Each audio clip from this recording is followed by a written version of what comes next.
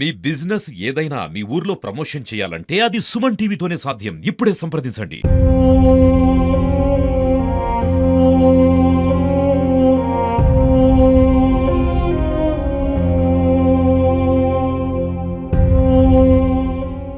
అది అన్నది బంగారం కిందికి నన్ను బాధ పెట్టాలి రమ్మ, వాళ్ళు మాట్లాడిండ్రు కదా బంగారం పెట్టమని అన్నాడు అన్నది.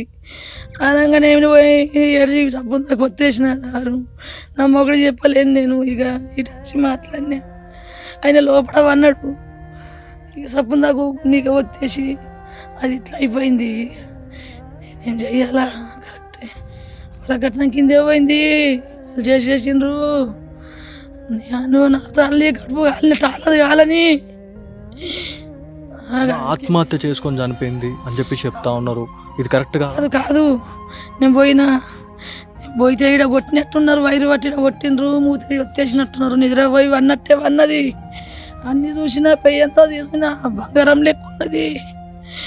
అది మొత్తం మెత్త పెట్టి వచ్చేసినట్టున్నారు. మరొక తర్వాత మెడకు కొట్టిండ్రు, ఇంతకెళ్ళి ఇంత కొట్టిండ్రు, వైరు పట్టి కొట్టినట్టున్నారు. నల్లగా ఇంత మచ్చతోనే ఉన్నది, ఏడలేదు ఇట్లా ఏడలేదు. అమ్మ అంటే ఉరేసుకున్న తర్వాత నార్మల్గా కొన్ని ఆనవాళ్ళు కనిపిస్తాయి, కాకపోతే ఇక్కడ బ్లీడింగ్ అయినట్టు రక్తం వచ్చినట్టు కనిపించింది. అదేంది మరి, అంటే కొట్టినప్పుడే అది వెళ్ళిందా? కమిలిపోయింది. నేను చూసినా, ముద్దించుకున్నా, కాళ్ళు మగ్గినా లగ్గం చేసుకున్నామని నేను ముద్దించుకున్నా. సారు నా బంగారం నాడు అన్న సారు నన్ను తోలుకా చేసిండ్రు. ఇక అలా కూడా మాట్లాడినా సార్, నేను ఈడికి అయిపోయింది, నా యవ్వను వరకట్నం పోయింది, పానం పోయింది సారు, వాళ్ళు తీసేసిండ్రు. ఇంత కక్ష ఎందుకు? అంటే ఇంత ప్రేమించి పెళ్లి చేసుకున్న వ్యక్తి ఎంత మంచి చూసుకోవాలి, మరి ఇంత దారుణానికి ఎందుకు ఈయన ఒడిగట్టిండు అనేది.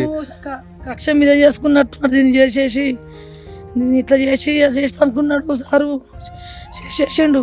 దానికి ఓళ్ళు లేరు అనుకున్నాడు.